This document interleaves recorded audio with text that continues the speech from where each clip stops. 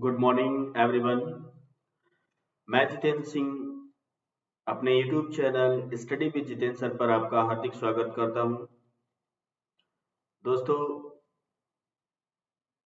जैसा कि आप जानते होंगे कि वीडियोस कुछ देरी से आ रहे हैं, जिसके पीछे कुछ कारण है। कुछ टेक्निकली प्रॉब्लम है जिसकी वजह से कंटिन्यू सेशन यानी कि डेली बेस पर वीडियोस नहीं दे पा रहा हूं। उसके लिए मैं क्षमा प्रार्थी हूं और जल्द ही कुछ ऐसा होगा कि आपकी सेवा में प्रत्येक दिन वीडियोस मिलती रहेंगी और आप सेशन का मजा लेते रहेंगे। तो आइए, आज आप फिर जुड़ते हैं, आपकी सेवा में हाजिर है फिर से कुछ नया बोले तो जनरल साइंस पर डिपेंड क्वेश्चंस, जो बहुत ही इंपॉर्टेंट है आपकी आने वाली रेलवे एनटीपीसी परीक्षा 2020 सीबीटी 1 ग्रुप सी और ग्रुप डी के लिए। तो कुछ चुनिंदा क्वेश्चंस लेकर के मैं आपके सामने हाजिर हुआ हूं आज फिर से। इस सेशन में बने रहने के लिए अपनी अटेंडेंस लगाना बिल्कुल मत भूलिएगा। अटेंडेंस बोले तो लाइक, सब्सक्राइब और शेयर करना बिल्कुल मत भूलिएगा। अगर अभी भी आपने अपने चैनल को सब्सक्राइब नहीं किया है तो प्लीज चैनल का नाम बिल्कुल याद रखें, स्टडी विद जितेंद्र सर को अभी और इसी वक्त सब्सक्राइब करना बिल्कुल मत भूलिएगा और शेयर करना भी मत भूलिएगा, क्योंकि आज की सेवा में आपके हाजिर हैं कुछ चुनिंदा क्वेश्चंस जो जनरल साइंस पर डिपेंड करते हैं। जैसा कि आप जानते हैं कि ये आज आपका 6वां सेशन है, यानी कि इसके पहले 5 सेशन हो चुके हैं और आज आपका 6वां सेशन है। आपका जो ये सेशन है बहुत ही इंपॉर्टेंट रहने वाला है। तो देखते हैं आज के सेशन में शुरुआत कहां से होती है, किन क्वेश्चंस के साथ होती है। तो सेशन में बने रहिएगा, मजा लेते रहिएगा। तो इस तरीके से आज आपका सेशन जो स्टार्ट हो रहा है उसमें जो भी चीजें मैंने कलेक्ट की हैं वो यकीनन बहुत ही इंपॉर्टेंट हैं और इंपॉर्टेंट केवल रेलवे एग्जाम के लिए ही नहीं है, अन्य बहुत सी परीक्षाओं के लिए भी उपयोगी हैं। जो अभी आने वाले एग्जाम स्टेट गवर्नमेंट के लिए यूपी ट्रिपल एससी या यूके ट्रिपल एससी या और भी जो भी एग्जाम्स हैं, कांस्टेबल हुआ, मैनी मोर, तो उन सभी के लिए बहुत ही इंपॉर्टेंट सेशन है और बिल्कुल सेशन में बने रहिए, एंजॉय करिए और इस बात का बिल्कुल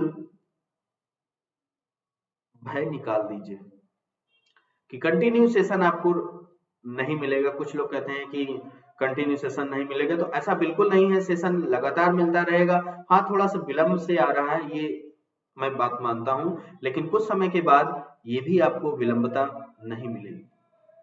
चलिए, तो आज के सेशन में आते हैं। आज के सेशन का ये पहला क्वेश्चन आपके सामने है। थोड़ा सा इस क्वेश्चंस के बारे में पढ़िए, माइंड करिए, सोचिए कि इस क्वेश्चन में क्या कहा गया है और हमें इसके आंसर में क्या कहना है। तो क्वेश्चन इस प्रकार से है आपका, स्टेनलेस स्टील में क्या उपस्थित रहता है? What is present in stainless steel? Stainless steel जो होता है ये आम लोहे की अपेक्षा थोड़ा सा स्ट्रांग होता है, आसानी से इसमें जंग नहीं लगता है, मजबूत होता है, टिकाऊ होता है। तो सबसे पहली बात ये आती है कि इसमें होता क्या क्या है, किन किन चीजों का मिश्रण होता है, कैसे ये बनता है। तो किन किन चीजों का ये बना होता है, किन किन का ये मिश्रण होता है, तो उसके लिए आपके सामने 4 ऑप्शंस रखे हुए हैं। पहला ऑप्शन है chromium, bromium, nickel. Second option है क्रोमियम, निकिल और कार्बन। थर्ड ऑप्शन है निकिल, कार्बन और आयरन। फोर्थ यानी कि लास्ट ऑप्शन आपके सामने है क्रोमियम, आयरन और निकिल। तो दोस्तों, सेशन में बने रहिए, चैनल को लाइक कीजिए, सब्सक्राइब कीजिए और शेयर करना जरूर आपके लिए बेनिफिशियल होगा, क्योंकि ज्यादा से ज्यादा लोग जुड़ेंगे तो हमें ज्यादा इंटरेस्ट मिलेगा और ज्यादा मेहनत करने की मुझे एनर्जी मिलेगी। तो जो पहले ऑप्शन की ओर बढ़ते हैं, क्रोमियम, ब्रोमियम, निकिल, तो ये स्टेनलेस स्टील इनसे मिलकर के नहीं बना होता है, यानी कि first option is the wrong. Second की बारी आती है क्रोमियम, निकिल और कार्बन। तो क्रोमियम, निकिल और कार्बन भी नहीं होता है स्टेनलेस स्टील में। थर्ड ऑप्शन है निकिल, कार्बन और आयरन। तो थर्ड ऑप्शन भी आपका गलत है, चूंकि स्टेनलेस स्टील में पाए जाने वाले जो तत्व हैं या मिश्रण है वो ऑप्शन डी को इंडिकेट कर रहे हैं, यानी कि क्रोमियम, आयरन और निकिल। तो इस क्वेश्चन का पहला आपका आंसर जो होगा वो ऑप्शन डी के बिहाफ बनेगा, यानी कि क्रोमियम, निकिल और आयरन। बात समझ गए दोस्तों? तो अगले क्वेश्चन की ओर बढ़ते हैं। नेक्स्ट क्वेश्चन दिया गया है आदर्श गैस समीकरण, the ideal gas equation is. बहुत ही important questions, exam oriented question है। और आप लोग सोच रहे होंगे कि सर अभी साइंस ही पढ़ा रहे हैं, साइंस के एमसीक्यूज करा रहे हैं, तो मैं आपको याद दिला देना चाह रहा हूं कि रेलवे में जो भी जीके जीएस पूछा जाएगा उसमें 50% रोल साइंस का होगा और 50% में आपके अन्य सब्जेक्ट जैसे कि हिस्ट्री, पॉलिटी, इकोनॉमिक्स, ज्योग्राफी, ठीक है ना, तो ये 50% में आएंगे और 50% में साइंस अकेले रहेगा। तो इसलिए मैंने साइंस के वीडियोस डालना पहले इंपॉर्टेंट समझा, इसलिए आपकी सेवा में साइंस के क्वेश्चंस लगातार सेशन में मिल रहे हैं, ठीक है ना। तो इस क्वेश्चन की ओर नजर अगर डालते हैं तो इस क्वेश्चन में बताया गया कि आदर्श गैस समीकरण है, the ideal gas equation is. First option आपके सामने है PV is equals to nRT। Second option है आपके पास E is equals to mc square. C option आपके पास है K is equals to half mv square. D option यानी कि लास्ट ऑप्शन आपके पास है V1 upon T1 equal to V2 upon T2। तो दोस्तों अपने लाइक कमेंट के माध्यम से हमको बताते रहिएगा कि सेशन में आपको एंजॉय आ रहा है और क्वेश्चंस के आंसर भी करते जाइएगा, जिससे मुझे पता लगता रहेगा कि आप सेशन को बखूबी से देख रहे हैं। तो इस क्वेश्चन के बारे में अगर मैं बात करूं तो मैं अगर लास्ट ऑप्शन से नजर डालना स्टार्ट करता हूं तो V1 upon T1 equal to V2 upon T2 लिखा हुआ है। तो दोस्तों आपकी नॉलेज में भी होगा, आपने पढ़ा भी होगा प्रीवियस क्लासेस में, बोले तो आपने 8th में भी पढ़ा होगा, 9th में पढ़ा होगा, 10th में पढ़ा होगा और 12th में तो बहुत कुछ पढ़ा होगा।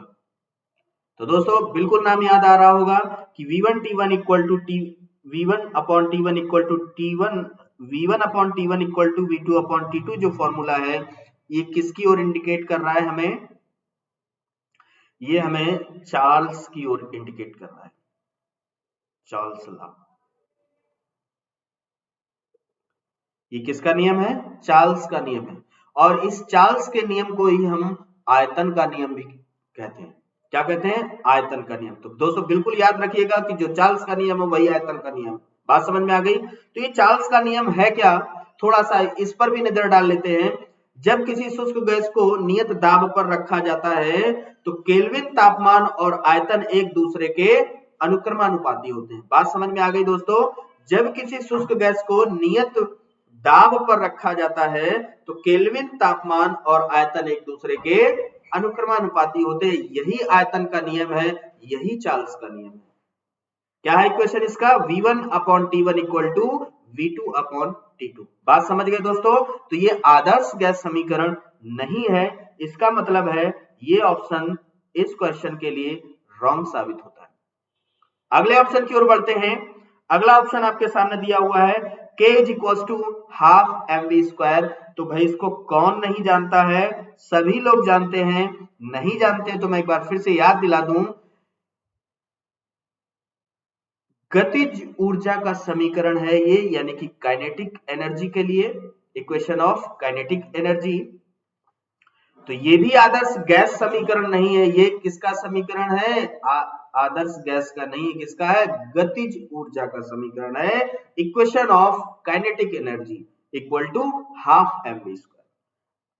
बात समझ में आ रही दोस्तों? आगे बढ़ते हैं ऑप्शन बी की ओर, जिसमें दिया गया है E is equal to MC square.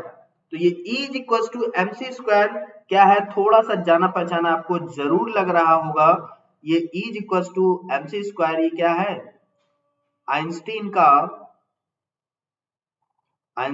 का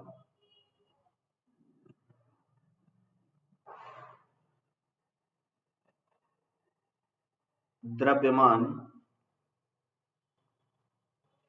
ऊर्जा समीकरण,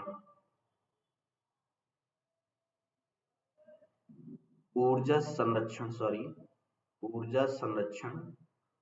समीकरण। बात समझ में आ रही? तो ये आइंस्टीन का द्रव्यमान ऊर्जा संरक्षण समीकरण है क्या, E is equal to MC square, इसी को कहते हैं मॉस एनर्जी कंजर्वेशन। क्या कहते हैं, mass energy conservation. Next option की ओर बढ़ते हैं। तो इस तरीके से आपका kinetic energy half mv square भी आपका ऑप्शन सी रॉन्ग है, और option B is equal to MC square ये आइंस्टीन का द्रव्यमान ऊर्जा संरक्षण समीकरण है, यानी कि मास एनर्जी कंजर्वेशन है, ये भी आपका आदर्श गैस समीकरण नहीं है। तो फिर एक ही ऑप्शन आपके पास बचता है PV is equal to NRT। तो यहाँ पर PV is equal to NRT को अगर हम थोड़ा सा एक्सप्लेन करें तो P is equal to pressure, जिसको आप कह सकते हो निरपेक्ष दाब। क्या है, निरपेक्ष दाब। बात समझ में आ रही सभी को? और V इज इक्वल टू कह सकते हो वॉल्यूम, बोले तो आयतन। और यहां पर N क्या है, तो N है नंबर ऑफ मोल्स, यानी कि गैस में मोलों की संख्या, गैस में मोलों की संख्या।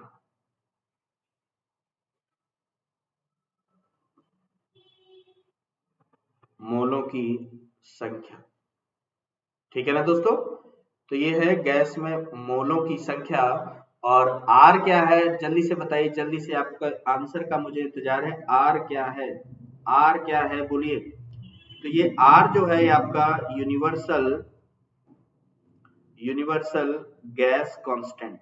क्या है, गैस कांस्टेंट, यानी कि हम कह सकते हैं इसको, अगर हिंदी में बोले तो सार्वत्रिक गैस नियतांक। क्या है, सार्वत्रिक गैस नियतांक, यानी कि यूनिवर्सल गैस कांस्टेंट। और जिसमें T क्या है, T आपका जल्दी से बोलिए एब्सोल्यूट टेम्परेचर। क्या है, एब्सोल्यूट टेम्परेचर,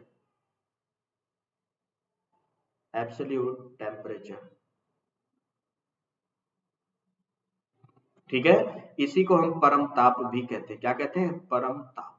बात समझ में आ गई दोस्तों? इस तरीके से ये आदर्श गैस समीकरण यानी कि आइडियल गैस इक्वेशन है, जिसको डिफाइन अगर किया जाए तो P यानी कि pressure, V volume, N number of moles यानी गैस में मोलों की संख्या, R जहां पर क्या है यूनिवर्सल गैस कांस्टेंट यानी कि सार्वत्रिक गैस नियतांक है, और T आपका एब्सोल्यूट टेम्परेचर यानी कि परम ताप कहलाता है। तो यही आपका आदर्श गैस समीकरण है। क्या है, आदर्श गैस समीकरण।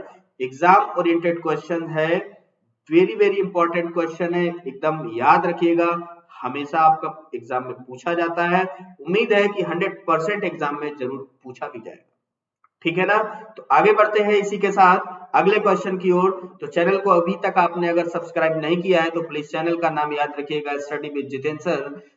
लाइक, कमेंट और शेयर करना बिल्कुल मत भूलिएगा, और अपने कमेंट के माध्यम से आंसर भी करते जाइएगा, तो हमें भी रियलाइज होगा कि आप सेशन को बखूबी से देख रहे हैं और लगातार एंजॉय कर रहे हैं, ठीक है।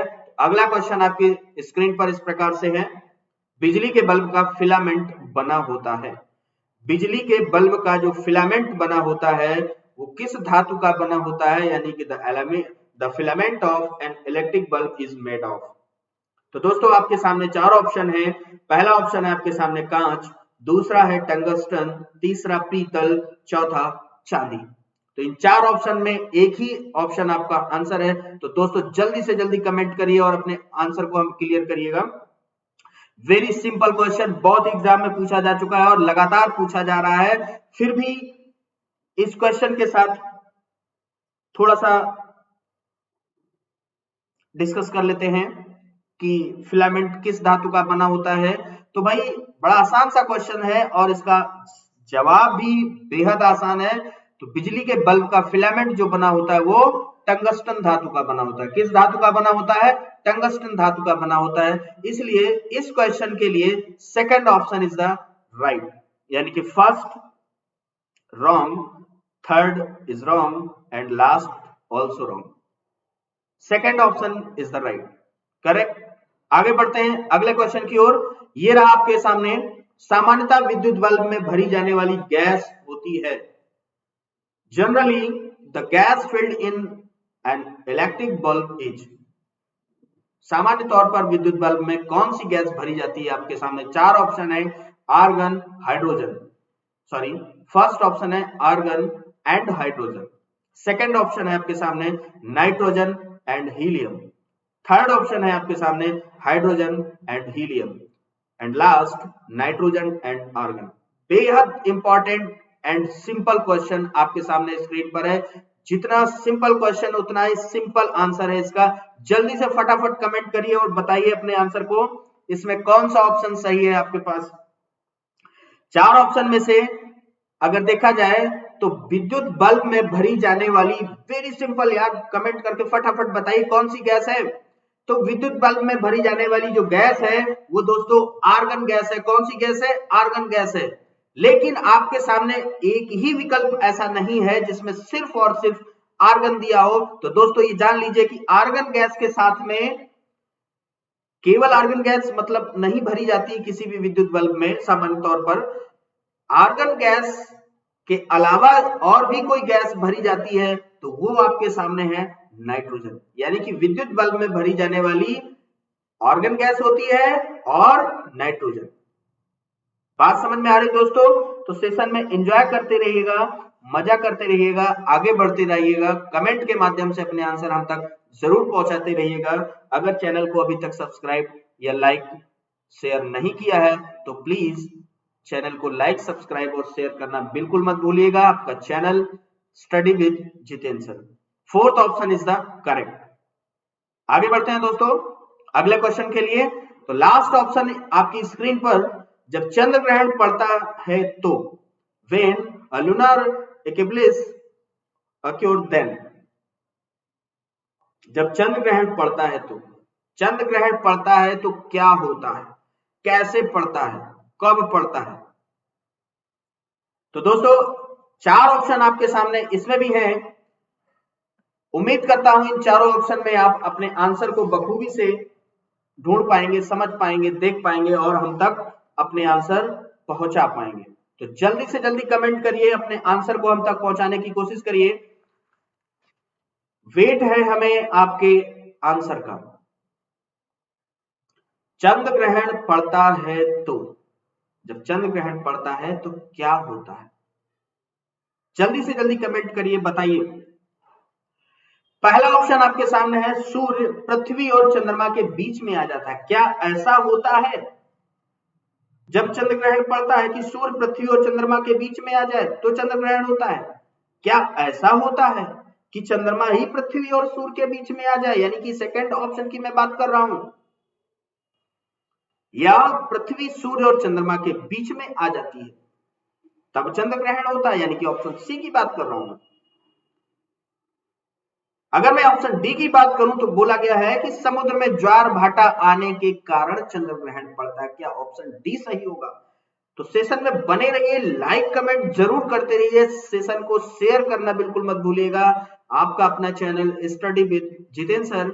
आते हैं अपने वापस क्वेश्चन पर, देखते हैं क्या है इसमें।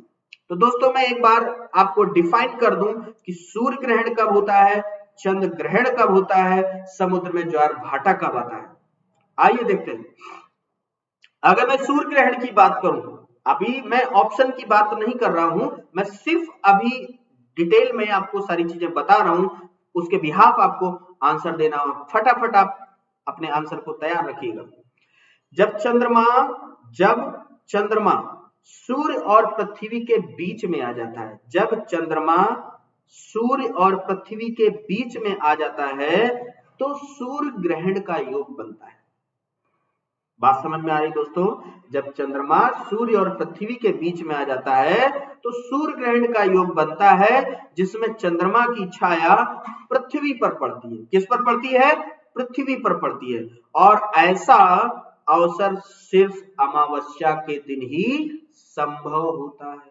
बात समझ में आ रही दोस्तों? जब चंद्रमा सूर्य और पृथ्वी के बीच में आ जाता है तो सूर्य ग्रहण का योग बनता है, जिसमें चंद्रमा की छाया पृथ्वी पर पड़ती है, और ऐसा अवसर सिर्फ अमावस्या के दिन होता है। तो क्या होता है उस दिन जब ऐसा होता है? सूर्य ग्रहण पड़ता है। बात समझ में आ गई दोस्तों? सूर्य ग्रहण कैसे पड़ता है? जब चंद्रमा सूर्य और पृथ्वी के बीच में आ जाता है। यानी कि मैं ऑप्शन अगर बी की बात करूं तो ये ऑप्शन बी की ओर मेरा डेरिवेशन इंडिकेट कर रहा है। बात समझ में आ रही दोस्तों? अब मैं आगे अगर बढ़ता हूं, चलिए मैं चंद्र ग्रहण पर क्वेश्चन है तो इस पर डिस्कशन बाद में कर लेता हूं, और समुद्र में ज्वार भाटा आने का कारण इसको मैं पहले ले लेता हूं। ठीक है, बात समझ में आ रही दोस्तों? और क्लियर हो जाएगा आपके सामने। तो ज्वार भाटा की अगर मैं बात करूं तो दोस्तों जब समुद्री जल ऊपर उठता है तो इसे ऊपर उठने की घटना को हम ज्वार कहते हैं, और जब समुद्री जल नीचे गिरता है तो इस प्रकार होने की घटना या क्रिया को हम भाटा कहते हैं। बात समझ में आ रही? जब समुद्री जल ऊपर उठता है तो इस क्रिया को ज्वार कहा जाता है, और जब समुद्री जल नीचे गिरता है तो उसे भाटा कहा जाता है। बात समझ में आ रही है दोस्तों? चंद्रमा की आकर्षण शक्ति के कारण ही ऐसा होता है कि समुद्र का जल ऊपर नीचे उठता गिरता है। बात समझ में आ रही है? हाँ, तो चंद्रमा के आकर्षण शक्ति का पृथ्वी के सागरीय जल पर सर्वाधिक प्रभाव पड़ता है। चंद्रमा के आकर्षण शक्ति का सागरीय जल पर अत्यधिक प्रभाव यानी कि सर्वाधिक प्रभाव पड़ता है। ज्वार भाटा चंद्रमा और सूर्य के पृथ्वी पर, ज्वार भाटा चंद्रमा और पृथ्वी के ज्वार भाटा चंद्रमा और सूर्य के पृथ्वी पर गुरुत्वाकर्षण बल द्वारा खिंचाव के कारण उत्पन्न होता है। ज्वार भाटा कब उत्पन्न होता है? ज्वार भाटा चंद्रमा और सूर्य के पृथ्वी पर गुरुत्वाकर्षण बल द्वारा खिंचाव होने के कारण उत्पन्न होता है। क्या? ज्वार भाटा। बात समझ में आ गई? चंद्रमा और सूर्य की जो पृथ्वी पर गुरुत्वाकर्षण शक्ति के कारण ये ज्वार भाटा समुद्र में आता है, और सागरी जल के उठने को ज्वार और गिरने को भाटा कहते हैं। बात समझ में आ गई दोस्तों? तो चंद्र ग्रहण पड़ने के कारण ज्वार भाटा नहीं आता, समुद्र में ज्वार भाटा आने के कारण चंद्र ग्रहण नहीं पड़ता है। बात तो इतनी समझ में आ गई होगी कि समुद्र में ज्वार भाटा आने के कारण चंद्र ग्रहण नहीं पड़ता है, बल्कि क्या मैंने बताया कि ज्वार भाटा चंद्रमा और सूर्य के पृथ्वी पर गुरुत्वाकर्षण बल द्वारा खिंचाव होने के कारण उत्पन्न होता है। बात समझ में आ गई? हाँ, चंद्रमा के आकर्षण शक्ति का पृथ्वी के सागरी जल पर सर्वाधिक प्रभाव होता है, और उससे क्या होता है? सागरी जल ऊपर उठने लगता है, तो उठते हुए जल को क्या कहते हैं? ज्वार, और नीचे गिरते हुए जल को भाटा कहते हैं। बात समझ में आ गई दोस्तों? तो इसलिए लास्ट ऑप्शन आपका रॉन्ग साबित होता है, क्योंकि चंद्र ग्रहण समुद्र में ज्वार भाटा आने के कारण नहीं होता है। चंद्र ग्रहण समुद्र में ज्वार भाटा आने के कारण नहीं होता है, इसलिए चौथा ऑप्शन गलत है। सेकंड ऑप्शन की मैंने बात करी थी कि चंद्रमा पृथ्वी और सूर्य के बीच में आ जाता है तो क्या होता है? सूर्य ग्रहण होता है। मैंने पहले डेरिवेट किया है, इसका मतलब ये ऑप्शन भी आपका रॉन्ग होता है। अब बात आती है ए और सी के बीच में कि ए सही है या सी सही है, क्योंकि सारे ऑप्शन लगभग एक जैसे मिलते हुए। तो अब मैं चंद्र ग्रहण की बात कर लेता हूं, तो दोनों ऑप्शन में क्लियर हो जाएगा कौन सही है कौन गलत है। ठीक है ना दोस्तों? तो चंद्र ग्रहण की अगर मैं बात करूं तो जब पृथ्वी सूर्य और चंद्रमा के बीच में आ जाती है। जब पृथ्वी सूर्य और चंद्रमा के बीच में आ जाती है तो चंद्र ग्रहण का योग बनता है। किसका योग बनता है? चंद्र ग्रहण का योग बनता है। और ऐसी स्थिति जो होती है, ऐसी स्थिति में चंद्रमा पृथ्वी, बड़ा ध्यान से सुनिएगा, क्योंकि सूर्य ग्रहण चंद्र ग्रहण थोड़ा सा इधर उधर होता है, गड़बड़ हो जाता है। बात समझ में आ रही ना? हाँ, तो जब पृथ्वी चंद्रमा और सूर्य के बीच में आ जाते हैं तो चंद्र ग्रहण का योग बनता है। ऐसी स्थिति में चंद्रमा पृथ्वी की छाया से होकर गुजरता है। कौन? चंद्रमा। ऐसी स्थिति में चंद्रमा पृथ्वी की छाया से होकर गुजरता है और ऐसा अवसर सिर्फ पूर्णिमा के दिन आता है। यानी कि जब चंद्र ग्रहण पड़ता है तो पूर्णिमा के दिन पड़ता है और जो सूर्य ग्रहण पड़ता है वो अमावस्या के दिन पड़ता है। बात समझ में आ गई दोस्तों? तो सेशन को लाइक, सब्सक्राइब और शेयर करना बिल्कुल मत भूलिएगा। इस क्वेश्चन का आपका थर्ड ऑप्शन करेक्ट है, ए ऑप्शन आपका रॉन्ग साबित हुआ। बात समझ में आ गई दोस्तों? तो सेशन में कंटिन्यू बने रहिएगा, अपने लाइक कमेंट हम तक जरूर भेजते रहिएगा। कमेंट के माध्यम से आंसर करना बिल्कुल मत भूलिएगा और सेशन को शेयर करना बिल्कुल मत भूलिएगा। और अगर अभी तक आपने चैनल को सब्सक्राइब नहीं किया है तो प्लीज चैनल को सब्सक्राइब करना ना भूलिएगा। चैनल का नाम आपको भली बात पता है, अगर नहीं पता है तो मैं एक बार फिर से बता देता हूं, आपका अपना channel study with Jitendra sir. तो आज की सेवा में आपके लिए मैं कुछ इन चुनिंदा क्वेश्चंस के साथ हाजिर हुआ था और फिलहाल आज इसी क्वेश्चन के बाद मैं सेशन से विदा लेता हूं। उम्मीद करता हूं कि सेशन आपको जरूर पसंद आया होगा और अगले सेशन का आपको बेसब्री से इंतजार रहेगा। Thank you. जय श्री राम, राधे राधे, जय हिंद, जय भारत।